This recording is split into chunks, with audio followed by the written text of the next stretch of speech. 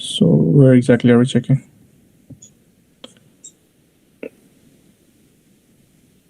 No, it's Mo's audio. It should be fixed, Sahil, I think.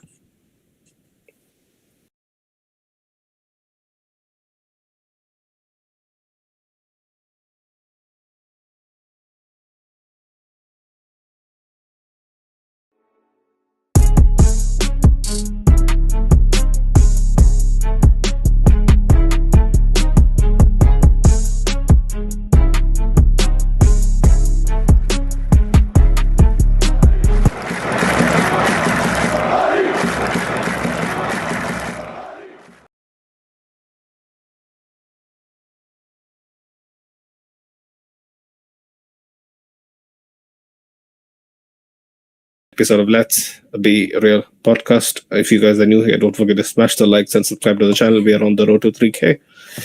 Right, big up our sponsors. LBI28 got 20% off and free shipping on manscaped.com. Also, go show some love to Fanatics. Link is in the description below. Probably the biggest sports apparel collection online. Official partners of Madrid and La Liga. Right, go show some love to Talksport as well. Everything on LBR is officially powered by the Talksport Fan Network, powered by the fans. The biggest sports radio station online. If you guys didn't know, now you know. Go show their social some love. Right, Mo. Girona at home. Girona last year was sort of a very crucial matchup for both sides. They were hot on our heels, going for the title and whatnot. But this year, Dobvik has moved on, and they look a shadow of themselves. Languishing mid-table right now. They came to the Bernabeu with a clear mindset. They knew what to do. They knew how to stifle what we had to do. They frustrated us for large parts, but a couple of big players stepped up, and then we made sure that we were able to match up what Atleti and Barca did yesterday.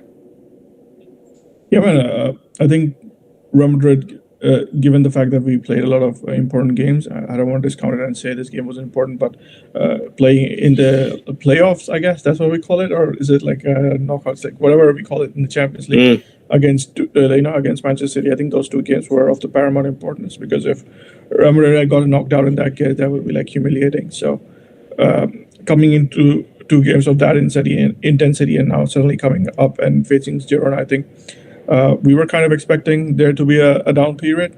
So, this game kind of played out as what we expected it to play out. Not much intensity. Let's just say Real Madrid were playing let's say 3rd or 4th gear. So overall, as long as we came out with the 3 points, I guess we have to be satisfied with it. And at the end of the day, we got the job done. It took some, let's say, adjustments from Ancelotti and co to make that happen and for us to be more comfortable. But at the end of the day, 2-0, we keep a clean sheet. Vinicius finally got the goal. Mbappe got an assist. LUKA Modric with the golazo. So, and even Andre got some game time. So not much to complain. But were you surprised by the setup? Because I was incredibly frustrated by how people were running into each other, and people in general didn't have a clue where they were supposed to be in sort of 0-4-2-4 or another variant of it. Because Rodrigo was on the left, if you remember the first half. Yeah, no, I wasn't surprised by it. I was kind of expecting it, because going into the game, there's all the talk on. All the reporters were saying that Brahim was going to start because Jude was missing, and I had my doubts about how it was going to work out. And Ancelotti, I believe he saw against City, he went with this 4-4-2 again, where I think it was it was Mbappe and more of Jude being a little bit further forward. Sometimes Vinicius, sometimes Rodrigo, all of them were kind of being the second person besides Mbappe. But with Brahim, obviously that level of understanding isn't there that I think exists between Mbappe, Jude, and Rodrigo especially. So kind of expected. And then Brahim was playing out wide, and I kind of feel like Girona came into the game with the idea that Real Madrid were going to play this way, and they already countered it by having 2 people on their right. So the right side was completely non-functional for us. And Ancelotti, I think, in the first half, I kind of felt like it wasn't working. I believe the coaching staff, obviously, when we can see that it's not working, they are obviously seeing it as well. So they quickly make the adjustment. They brought in Rodrigo, stretched Girona a little bit further wide. And in the second half, I felt like we were much better. Although the point you made about there only being two midfielders, I think that was an issue in the first half and in the second half as well to a certain extent. So maybe if you had gotten with an additional midfielder instead of Brahim, I think we might have been better. But then we got the goals. Real Madrid win. At the end of the day, all that matters is that. 100%. Brahim was largely ineffective. Like I feel for him because he is sort of this surplus to requirements player at the very least. I know people would argue that he has had a few key moments this season. You don't even have to go that far. He scored a very vital goal away at the Etihad as well, the equalizer. But when he is incorporated into the system, rarely does he get a chance to shine, or he's way off his exploits when he's coming off the bench, for instance. But I feel a bit sorry for him sometimes.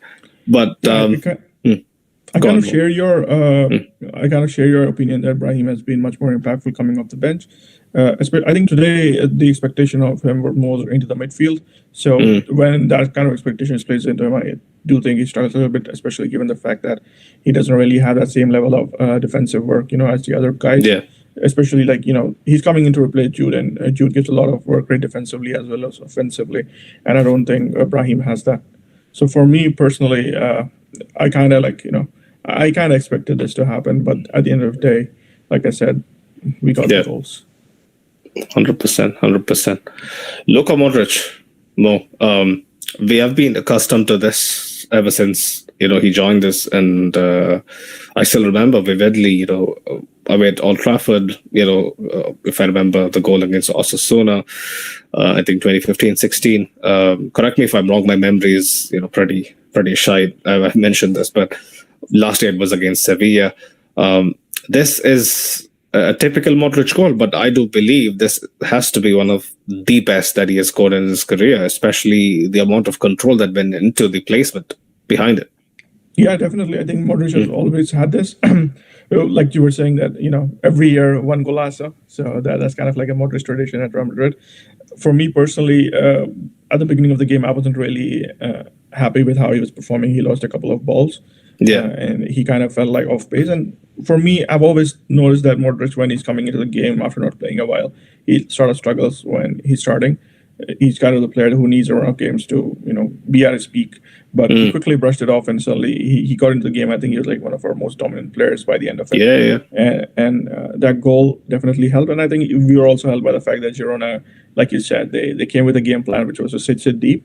Last season, if you had said about Girona wanting to sit deep and defend against the big boys, no one would have believed you, because their USP was the fact that they play attractive football and get the points. Yeah. But the Girona season seemed to have gone away from, let's say, what got them to the top. They lost quite a few key players, like you mentioned at the beginning, Top and others, and the replacement that have come in haven't quite been up to that level. I distantly get a feeling of a Premier League rejects 11 with them now when I watch them. Yeah. So definitely not the Girona of the old. But then Modric, that lack of pressure definitely helped him. He had a lot of space. I do feel, like I mentioned, an extra midfielder, maybe Camavinga or somebody starting alongside Modric and Tchouaméni instead of Brahim, probably shores up our midfield a little bit. And if you put Rodrigo and Vinicius on either side, you would have been able to stretch them and probably start off better. But then there's a lot that goes into team selection. I'm sure Ancelotti and others are also looking at their fitness levels, and because they have to space them out and make the right decision for the long term in mind. So I think Camavinga he's being shafted, because he could have started this game,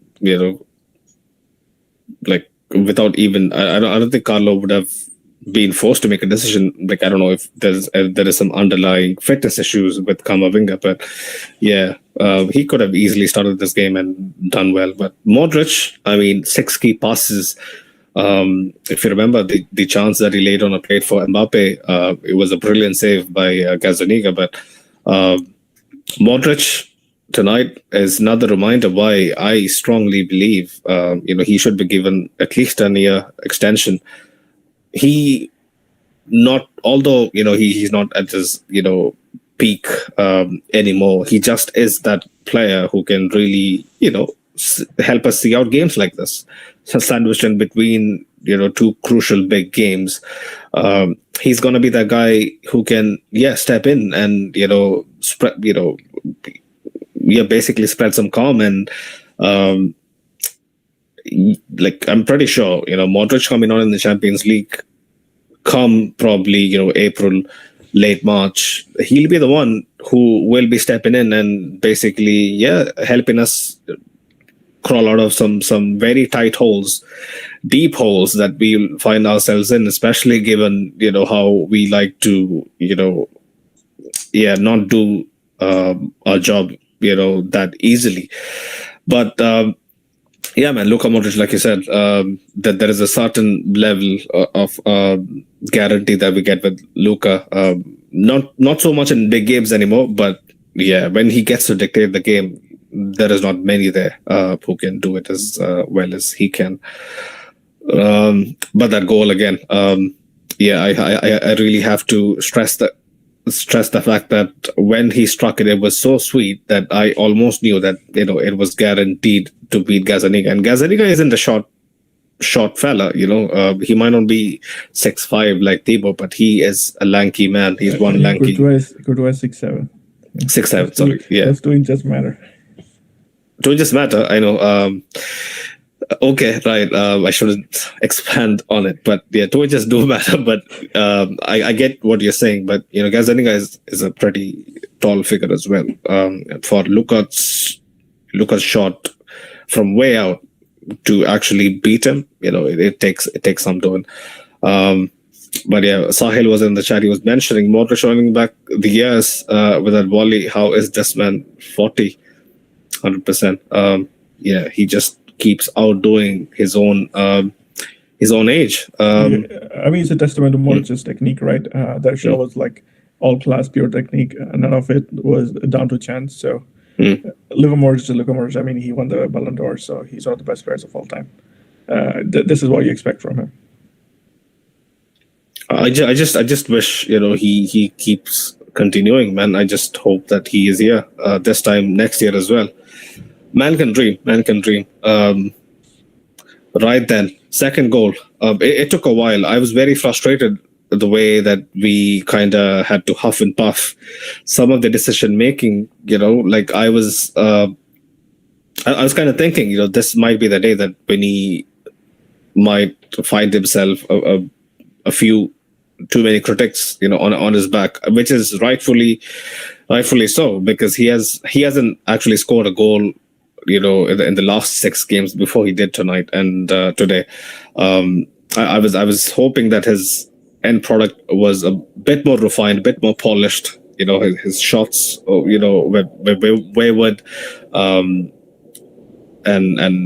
the usual clinicality that we associate with Vinicius, especially in recent years, and especially last year when he was one of the key figures in us winning a double. It isn't the same. I'm not sure if you notice that more, because the chances that he's getting this season, he would have put at least 70% of them away last year. No, I definitely noticed it. For me, like some of the decision making that Vinicius has been doing this season, like it kind of makes you pull your hairs out sometimes. Yeah. Especially today, I think there was just one chance where Courtois or somebody from the back, they kind of put them in a transition, and Vinicius had a brilliant opportunity to. People makes a save, and the transition. He had a brilliant opportunity to put it on a platter for Mbappe, or at least do it by himself. But I think he kind of is caught in two minds. He cannot decide. Yeah. He misses the right time, and then when he passes later on, the weight on the pass is improper, and Girona are able to get back and intercept. Like in that situation, you kind of want Vinny to shoot instead of passing to Mbappe when there are two players already.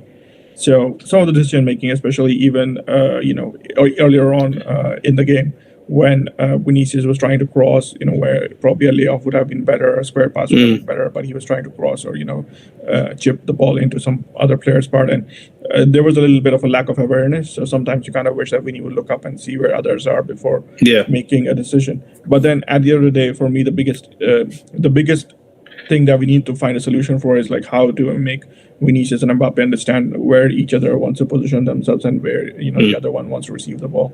So that is an area I definitely do think Real Madrid, the coaching staff needs to work on. With time, I'm pretty sure that will come. But yeah, your point about Vinicius, this season especially, some of the decision making, some of the the finishing and other things, there has been a distinct lack of, let's say, a little bit lacking in intensity. That hunger and drive from last season doesn't seem to be here today. But I'm sure that when the business end of the season starts rolling in, Vinicius 100%. Yeah, once again, the Vinicius of the old. He still had a telling say in deciding the Etihad fixture in the first leg, but like I'll give you that, Mo. When you mentioned that, Mo, I mean Mbappe and Vinny sometimes they kind of have to basically feel themselves out, and they grow into the game as a pair. They don't really kick things off from the get-go. They don't seem to be on the same wavelength. For me, the best players when they are playing. But when they combine, they look great. So that's the thing. When they combine, they do look great, and that's what we are expecting of them. But that consistency of that combination isn't there. Where Mbappe wants to receive the ball, I think Vinny doesn't really. I don't know how to put it. I'm not being a conspiracy theorist and saying that these guys don't like each other or something there is no bad blood. It's just the fact that they take up similar positions most of the time. They just need to figure out how to be on the same wavelength. That understanding of where in a situation the player is going to position himself. For me, I think Jude and Rodrigo and Mbappe have kind of figured that out. So their combinations are much more smoother and much more consistent compared to when it is Vinicius and Mbappe. So I was pretty happy when I saw Mbappe lay off that assist for Vinicius, because it was a very good ball as well. Yeah, so it kind of portended let's say maybe they are finally developing an understanding. But the thing is, they need to do it on a consistent basis, and with time, I'm sure, with understanding when these two players are playing with each other, they will develop it. I mean, Vinicius and Benzema did. It took a while, but finally, when they did, it was devastating. So I kind of expect okay, it's taking a while, but when it happens, it is going to be devastating again. We won't quite notice this against top tier opposition, because they'll give us a lot more space than what Girona did, and there'll be empty space to run into, basically, that would hide a bit of their lack of understanding. On Champions League nights, it'll be easier for them. But yeah, Mo has a very valid point, which he makes. They would kind of learn over the years, and hopefully, by the start of next season, we might get a much more refined version of these two, akin to how Benzema and Vinny used to be. The finish, I mean, again, Vinicius has a knack for these low-driven, placed shots that almost looks like he meant to pass it into the net, and he just didn't have. Sometimes it's almost like he placed it. Sometimes it's he didn't have the required power or the confidence to actually put it past the keeper. But either way, it looks super satisfying, and I think he has kind of mastered it over the years. And Vinicius, when he is 1v1 or inside the area, it's his go-to trademark finish. Mo. Yeah, I think Vinicius definitely has improved a lot in his finishing, and that the class that he brings to his finishes is brilliant. But today he was definitely helped by the fact that the ball got deflected. So he kind of gets, I guess, Gazzaniga is not able to position himself properly. There was a very subtle deflection towards by a defender of Girona, so definitely helped him out. But rather be lucky than be not. So at the end of the day, 2-0, definitely pressure off, and so I decided to take him off and bring on Endrick. Everything works out well for Real Madrid. I guess we are all happy. Endrick, when he came on, he laid off one for Mbappe. Mbappe should be putting that away. I have no idea how he missed from there. Yeah, for me as well, I was kind of expecting him to do better, but then Gazzaniga also. Sometimes we kind of have to remember that both teams. Even Rodrigo should have definitely put that away. Kamavinga made a brilliant run into the box and then laid it off on a platter. He should have finished it. On different day, this game might have finished 5 or 6-0. So. Yeah. Yeah. Especially the way it panned out in the second half. Once we kind of reverted back to what we are familiar with, it seemed like we were creating chances for fun. The tactical adjustments that Ancelotti made, especially putting Brahim centrally, and I think Vinicius even became more effective in the second half, because in the first half, Rodrigo and Vinicius, I kind of felt like they were the lack of space was kind of evident, and suddenly Vinicius gets dragged wide to the left, Rodrigo gets dragged wide to the right, and as a consequence, Girona gets stretched and the spaces come up, and suddenly we became so much more effective. Definitely helped us. Yeah. Like I completely agree. Especially in the first half, Mbappe had to drop deep, keep dropping deep to kind of get a touch on the ball. It's almost like Mbappe needs some space to run behind. I was hoping that he would make a bit more of his very effective darting runs in behind for Modric to pick one out. They kind of linked up in the second half, which didn't actually end up in a goal. But yeah, in the first half, I kind of expected him to be a bit more direct. But I think in the first half, we also have to remember that Girona were like a lot more deeper than they were in the second. 100% from Modric. They kind of had to, I kind of feel like they were set up to take a draw and go away. They were pretty much happy with it. But 100%. Talk to me about Tchouaméni more. Yeah, I don't really like Tchouaméni. I think last time he was here, whenever he plays in the center back, we probably don't get to see the best of him. But right now, whenever he plays in the midfield, I guess his performances are much better. And today again, he showed us why he should be playing in the midfield instead of in the center back. And it kind of makes you wonder why Ancelotti wasn't trusting and relying on Asensio with Rudiger and playing Tchouaméni in the midfield instead of his decision to stick with Tchouaméni in the center back position. Tchouaméni, I'll be very honest. When you actually kind of look into his performances recently in midfield, it has been stellar. It has been a guy who is so self-assured, who is kind of have. I get the vibe that he has gotten back his mojo. He just looks a different player. He's more confident going into duels. He just looks like a player that is ready to impose himself. Earlier, at centre back, especially against sides that knew, he had a very critical weakness in his positioning, he used to look like a guy who, didn't really want to be there, which is understandable. And he has been very vocal, stating that out. He hasn't shied away from voicing the fact that, he don't really fancy the centre back position. But, Tchouaméni in midfield, more, especially his exploits last year, just bodes well. Going into the final crunch of the season, it looks like we'll have a pretty solid midfield line to work with, especially if Fede is back in midfield when it comes to La Liga. I'm hoping in the Champions League he still gets to retain his right back spot, but we all know Carlo. Yeah, I think Tchouaméni, like you said, his positioning, especially when he's playing as a defender or even as a centre back, as a CDM, when he's asked to be more of a positioning kind of thing, where he has to drop in between spaces and play that tactical thing, he tends to struggle a little bit. Once you let him have the free reign, where he's pressing, he's been more active. He's actively seeking out the players, players on the ball, kind of pressuring them. He's always been brilliant on that, and I guess. Ancelotti likes him when he's playing like that in the midfield, so he's always stuck with him. For me, the question is how does Real Madrid structure the midfield going forward? Because I think there are certain issues that, especially the game against City, has brought forth. When we play Valverde at right back, and when we are much more balanced, especially with Tchouaméni and Ceballos. I think Ceballos has been the key player in the midfield that has sort of brought the balance back. At the start of the season, when we were doing the pre-season review, we kind of said we have to figure out how to fix the departure of Cruz, and Ceballos has been, not exactly at that level, but he's been doing a little bit of that role. And once you pair him with Tchouaméni, the pressure goes off of him a little bit. Yeah. So obviously we've seen a lot of improvement in performance. It has helped for Mendy as well.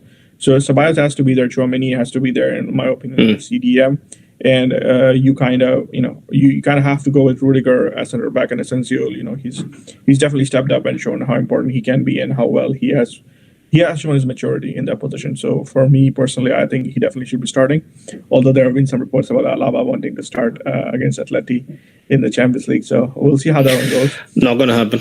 But yeah, so we'll see how that one goes. But yeah, so the third midfielder spot is the one that's left open, and you kind of have to figure out. Like for me personally, Real Madrid are we would be better off this season, especially in the big games, going with Fede at the right back, and then have maybe let's say a Kamavinga, play in third midfielder spot, or Jude can play that third spot, and then you stick with the front three as is.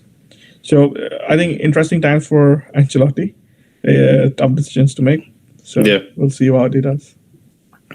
I mean, Tchouaméni, if we strip him off, the ball playing responsibilities, he is a very combative midfielder who can, like you said. I just want to say that even on the ball, he isn't bad. Yeah. He is bad when you're trying to make him recycle possession. Yeah, that's not his game, though. Yeah, so for me, Tchouaméni, like when I've seen him midfield, especially when he's playing for France earlier before he came to Real Madrid, I always kind of liked his ball carrying ability and his ability to play with the ball in the opponent's half or in the opponent's final third when he made those passes. Like even at Madrid, we've seen some of those brilliant passes into the box for when the forwards are making those runs in behind. So that kind of job Tchouaméni can do, but when you're asking him to do the crucial, try and rotate position, recycle it, that simply doesn't work for him. And having a Ceballos besides him, I think definitely helps him. Yeah, a couple of neat standing ovations, even today, and also against City. Yeah, Tchouaméni's stock has certainly risen in the past couple of weeks or so. I'm happy for him because there were a couple of points in the season where I thought he might not have the minerals to actually survive it, but I'm super happy.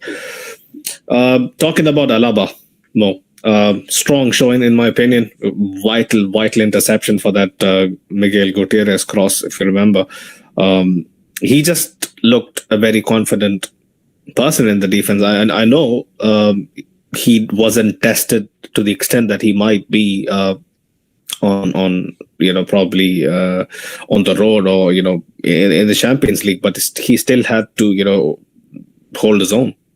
Yeah, he definitely has come back much better than Militao did last season. So that's definitely a plus one for him. At least now we have three centre backs that we can rely on going into the season. Alaba, Rudiger, and of course Raul Asensio. So for me, Alaba did well. Like you mentioned, key interception on the Miguel cross. Van de Beek was lurking behind him, so probably stopped a sticky situation from developing for us. So overall, I was pretty satisfied, but then you also have to remember that he kind of went off at the 70th minute or thereabouts. So fitness probably to play the full 90 still isn't there. A lot of important games are coming. We definitely need the third center back to be ready. So I'm pretty happy with how things have gone this far.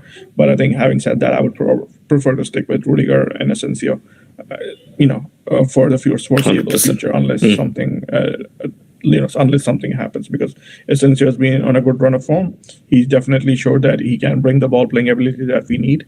A couple of good balls in behind from the back line. Finally that idea, that tactic of playing the ball into space with the striker running into it suddenly seems to be a lot more potent than it was before. So for me, the balance with him, Rudiger, Valverde, and Mendy seems to be perfect as the backline for big games. So I would at least stick with that going into the Atleti fixture. Asensio as well, like I couldn't really keep up because it was a very frustrating game. But apparently, he actually, when Rudiger came in, like I even forgot Rudiger actually came in, but he actually moved to the left, moved to the right when Rudiger came in, and when he moved to the left when Rudiger came in, and then when Alaba was on, he was playing on the right. Asensio is man, he's putting up the numbers, putting up the versatility. He just is that guy who's undroppable. Like even today, no nonsense defender that we lacked for a long time. I felt like Militao has errors in him that sometimes it looks like he could have done better. He could have been a bit more forceful, but Asensio doesn't give people much of a whiff. Yeah, like I've been very pleasantly surprised by his maturity, but that was to be expected given his age. I remember like he was supposed to actually play for Madrid last season, but for reasons he didn't. But now this season he's got an opportunity and he's been playing a lot. And I was pleasantly surprised because going into the season, like a lot of us, I didn't think that he would be ahead of the other guys from Castilla. But now that he's come in and he he's been a lot better than we expected, and it kind of makes you wonder why wasn't he much more hyped than he was. Like even I mean, I wouldn't claim to be watching every Castilla game, and but even when I did watch them, I had never kind of had the same level of feelings from him that I have had from him, in this team. Yeah. So I'm kind of surprised, like what happened over the summer that suddenly he's become this good. But very self-assured. On the ball, he seems to be very good, and Real Madrid are definitely benefiting from him. 100%. Honorable mentions. Camavinga. I felt he was decent. If you remember, like crucial. One tackle recovery. Recovery of possession and then spraying the ball into Vinny. Vinny should have probably done better, but he looks like he has some hunger in him to actually win back a starting spot. Yeah, for me personally, if you kind of agree with Fede Valverde playing on the right end, given the fact that he was not going to be there for some games, I definitely do think Madrid should try playing him in the midfield because he's definitely a much willing recycler of the ball than compared to someone like Tchouaméni, and having both him and Ceballos on the team on the pitch at the same time, I think could definitely help us a little bit, with spraying the ball and kind of lets Vinicius be the creator that I think he's best at, and then we have Mbappe and obviously Rodrigo trying to get at the other chances. So I think the team suddenly looks a little bit more self-assured and seem to have discovered a certain amount of balance. There have been some tactical tweaks that have gone in from earlier on the season. So I do think I kind of feel much better about Real Madrid at this point than I did, let's say, the last time I was here. I mean, it isn't surprising anymore, right? We have been doing this for 4 years, and we just wait till Feb to actually, but the lead up to Feb, right? It's always strenuous. For me, this season, I've kind of. I know you have been a bit more. I know. No, for this season, I kind of think the discovery of the balance has been more accidental because if Lucas was fit before the City game, forceful injuries and whatnot. It certainly has forced us into discovering this, but credit needs to be given for the fact that they at least recognized it and made moves to fix it. So definitely credit is deserved.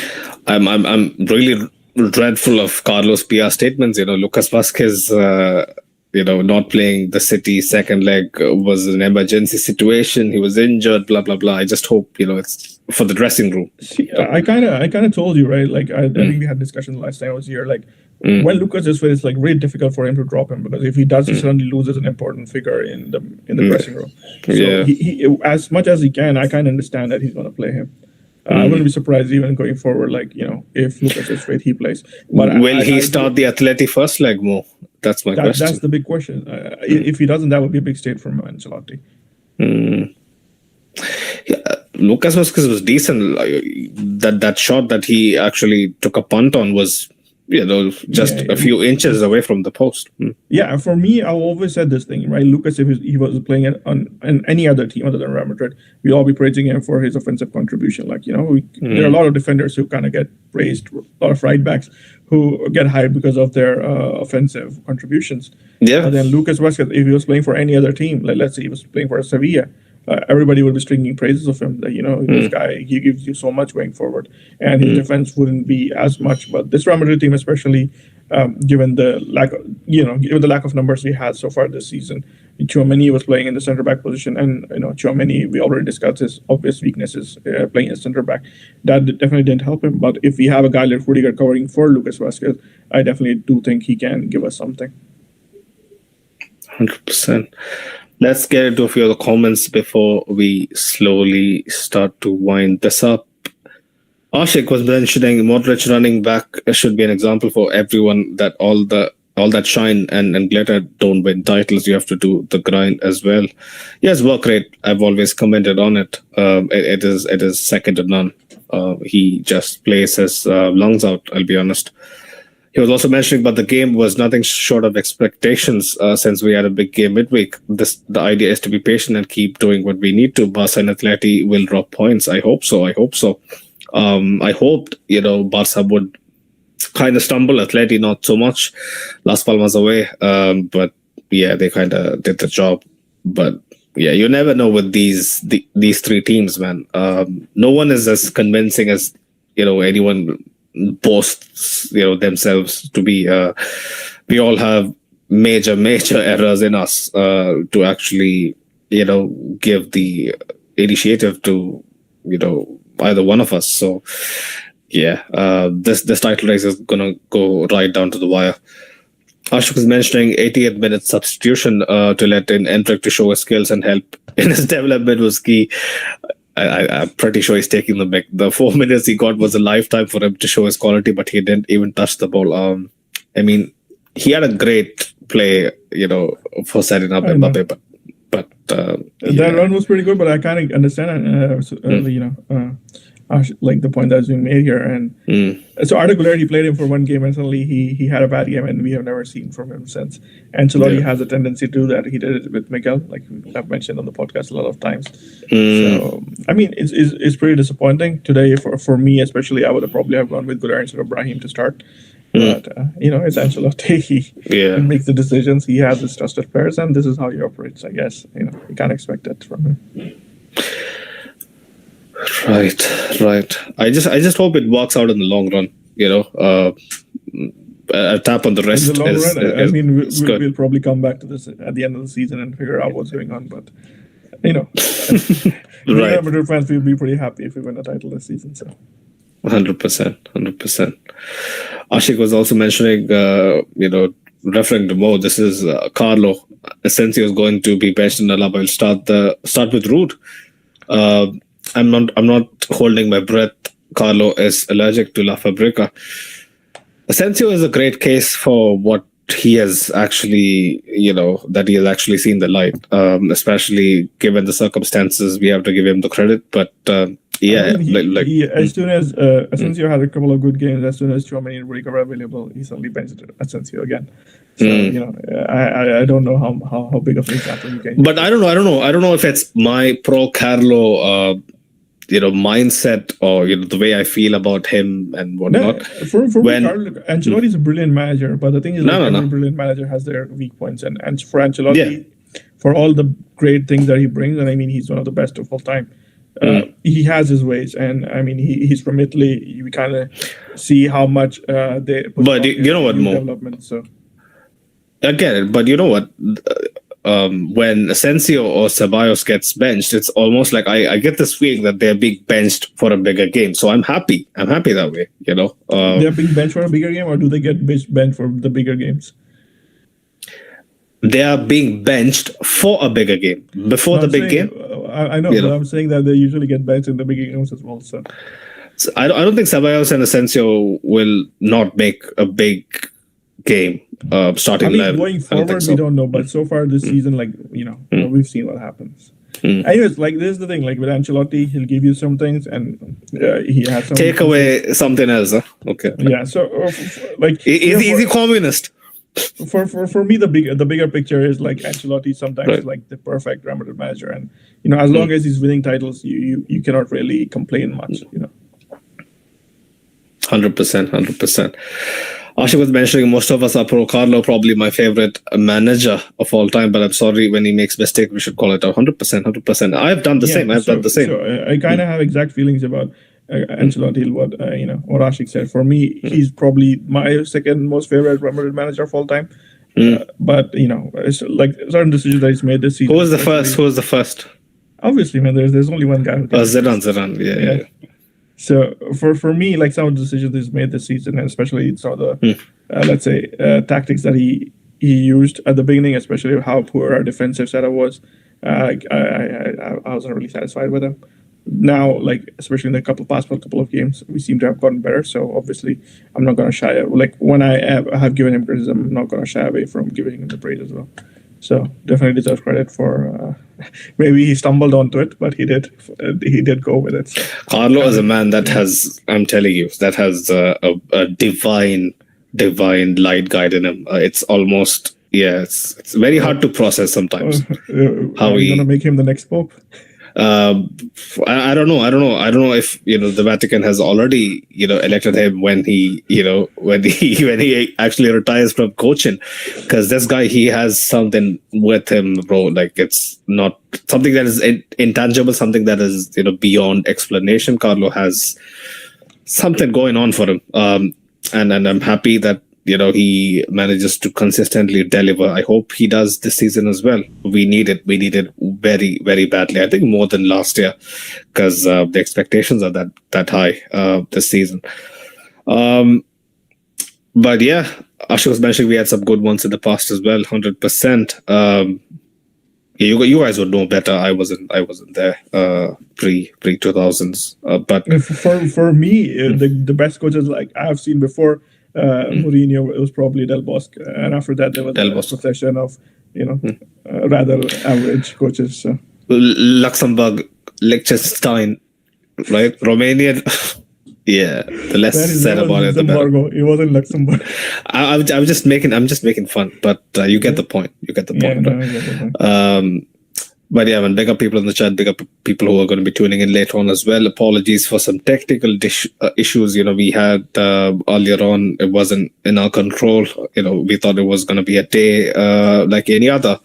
I had to actually go somewhere, but all this delay actually has kind of cancelled my plans as well. But big up people for always showing us love, especially sending us positive feedback, negative feedback. What makes this pod is because you guys make it a two-way street. We completely appreciate it. Show some love to our sponsors. They show us some love in return as well. So keep that in mind. And yeah, man, whenever you have an occasion, turn to Manscaped or Fanatics. There you go. Make sure you use our code LBI20 on Manscaped, the affiliated link in the description for Fanatics, so that they know you guys came through us. Also, Asha was mentioning Bernd Schuster didn't do too well. Yeah. He was an ex-German midfielder for us as well. Pretty good player. Probably the greatest German in our history before Cruz, right? No, I don't think so. No? Okay. Might be. Who is the other one, Mo? I'm actually forgetting his name. He doesn't know, right? That's the I'm forgetting his name, but not. Okay. Ashik might be. Leo Beinhacker was German. Yeah. Beinhacker. Okay, I've never heard of him. Was he from the 80s? Yeah, probably around that time. Okay. Never heard of him. Too young for that. But big up, putting Bernd Schuster in his name in like one of the better Real Madrid matches. Like, he kind of is like.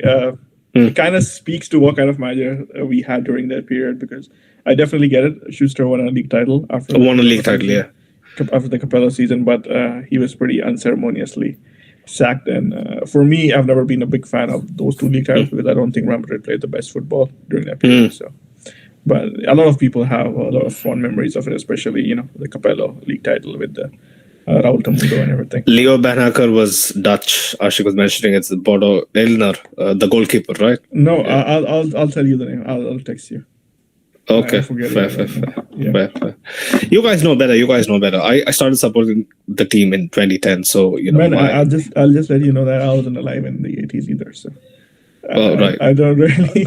I didn't watch them, but for me personally, I know there was this guy who played for Real Madrid, German, who was probably the best German before Cruz. I am forgetting his name, but definitely not Schuster.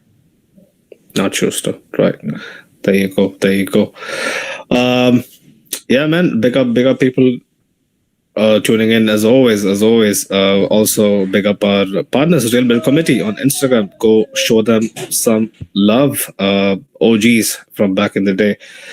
But yeah, boys, watch out on our socials, especially. Probably Monday or Tuesday, we'll be having the Sociedad preview. Pivotal first leg away, Anoeta. Recently, as it has been, a better outing for us, but over the years, I've had, some nightmare strips as well to Anueta. It's not an easy place to go to. I hope we get the job done and give ourselves a head start. For the second leg. So if I can interrupt you, his name was Uli Stalke. I think I don't know if I'm pronouncing. Uli Stalke. I've heard of his name. Yeah. Yeah, he was probably the best German before Kurs. Right. Yeah. But he's he's pre-80s. Don't know exact names. Like I just looked up his name and it was him. So right. That was the guy. Definitely not Schuster. Gunther Netzer is the name Mo is looking for. Hunter Netzer. Gunther Netzer, I remember, but I think Uli Stalke is like probably better. We had Ozil from Germany. How do you forget that? Yeah. I mean, Ozil's definitely not the best German to have played for Madrid, but he's probably my. That's the reason I didn't mention him. He's probably my favorite German who played for Madrid, but definitely not the best. We're also mentioning Paul Breitner. I haven't even heard of Paul Breitner. Yeah, Paul Breitner. Pretty good player. Right then. I guess that's pretty much it, boys. Thanks so much for tuning in. Big up our sponsors, as always. Until next time, people. Hola Madrid. Hola Madrid. Hola Madridistas, I'm back once again to remind you that if you want to help and support this project of ours, this channel, you can do so by going to manscaped.com, using our code LBR20 to get 20% off and free shipping worldwide. That's our code LBR20 to get 20% off and free shipping. You help us out and you get a cool product. This time I'm here to introduce you guys to the Chairman Pro.